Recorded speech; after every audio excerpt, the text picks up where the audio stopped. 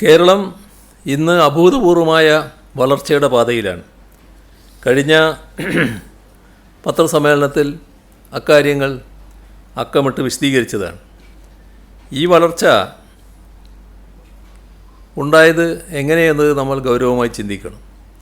മുഖ്യധാര വികസന സങ്കല്പങ്ങൾക്ക് ബദലായി ജനപക്ഷ വികസനത്തിൻ്റെ പുതിയ പരിപ്രേക്ഷ്യം മുന്നോട്ട് വെച്ചാണ് നമ്മുടെ കേരളം ലോകത്തിനു മുന്നിൽ മാതൃകയായത്. ഇതിന് ചുക്കാൻ പിടിച്ചത് വിവിധ ഘട്ടങ്ങളിലെ ഇടതുപക്ഷ സർക്കാരുകളാണ്.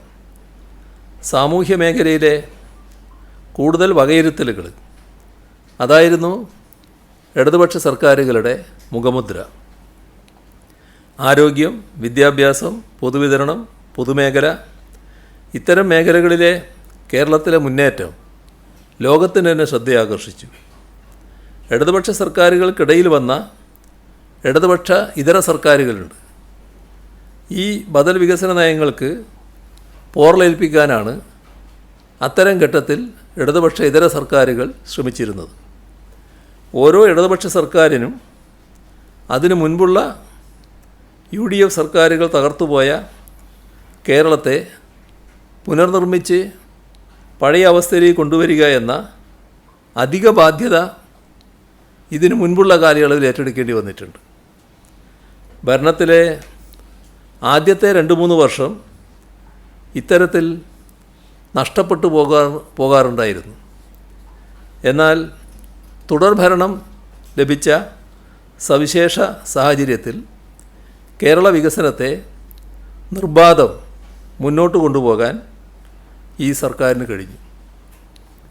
പക്ഷേ എല്ലാവർക്കും അറിയാവുന്നതുപോലെ ഈ കാലയളവിൽ സർക്കാരിന് മുന്നിൽ മറ്റനേകം പ്രതിബന്ധങ്ങൾ ഉയർന്നു വന്നിരുന്നു.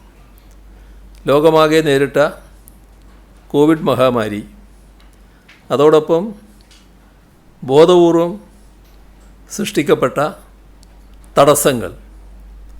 ഒരു വശത്ത് കേരളത്തിലെ പ്രതിപക്ഷം സർക്കാരിനോട് നിഷേധാത്മകമായ സമീപനം സ്വീകരിക്കുക, സർക്കാരിൻ്റെ പദ്ധതികൾ എന്താണെങ്കിലും അതിനെല്ലാം എതിർക്കുക എന്ന മാനസികാവസ്ഥയിലേക്കാണ് പ്രതിപക്ഷം എത്തപ്പെട്ടത്. ജനപക്ഷ വികസന പ്രവർത്തനങ്ങളെ എതിർക്കാൻ അവിശുദ്ധ സഖ്യങ്ങളുമുണ്ടായി. കേരളത്തെ ഒറ്റപ്പെടുത്താനും പ്രതിരോധത്തിലാക്കാനും നടത്തിയ രാഷ്ട്രീയ പകപോക്കൽ മറ്റൊരു വശത്ത്.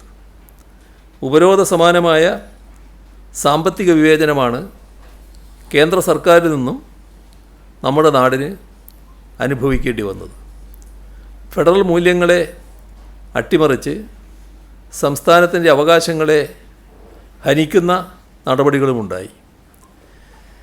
ഈ ഘട്ടങ്ങളിലെല്ലാം കേരളം തീർന്നു എന്ന് കരുതിയ ഒരു വിഭാഗം ആളുകൾ നമ്മുടെ നാട്ടിലുണ്ടായിരുന്നു. വികസനം വഴിമുടങ്ങും, സാമ്പത്തിക പ്രതിസന്ധിയിൽ കേരളം മുങ്ങിപ്പോകും, ക്ഷേമ പദ്ധതികളാകെ ഇല്ലാതാകും, ഇങ്ങനെയെല്ലാം പ്രവചിച്ചവരും ആവേശപൂർവ്വം പ്രചരിപ്പിച്ചവരും നമ്മുടെ നാട്ടിലുണ്ടായിരുന്നു. എന്നാൽ നമ്മുടെ നാട് കേരളം തളർന്നില്ല. എല്ലാ പ്രതിബന്ധങ്ങളെയും തരണം ചെയ്ത് മുന്നേറുകയാണ് നമ്മൾ ചെയ്തത്. വികസന കാര്യത്തിൽ മാത്രമല്ല, രാജ്യത്തെ മതനിരപേക്ഷതയുടെയും ജനാധിപത്യ ഫെഡറൽ മൂല്യങ്ങളുടെയും സംരക്ഷണത്തിനായി കേരളത്തിലെ സർക്കാർ മുന്നിൽ നിന്നിട്ടുണ്ട്. ഭരണഘടനാ മൂല്യങ്ങൾ വെല്ലുവിളിക്കപ്പെട്ട സന്ദർഭങ്ങളിൽ വ്യക്തവും ശക്തവുമായ നിലപാട് ഉയർത്തിപ്പിടിച്ചിട്ടുണ്ട്. ഇതിനെല്ലാം കരുത്തായത് കേരളത്തിലെ ജനങ്ങൾ നൽകിയ കലവറയില്ലാത്ത പിന്തുണയാണ്. ജനപക്ഷ വികസന പ്രവർത്തനങ്ങളുമായി ഇനിയും മുന്നോട്ടു പോകാൻ ഊർജമാകുന്നതും ഇതേ പിന്തുണ തന്നെയാകും.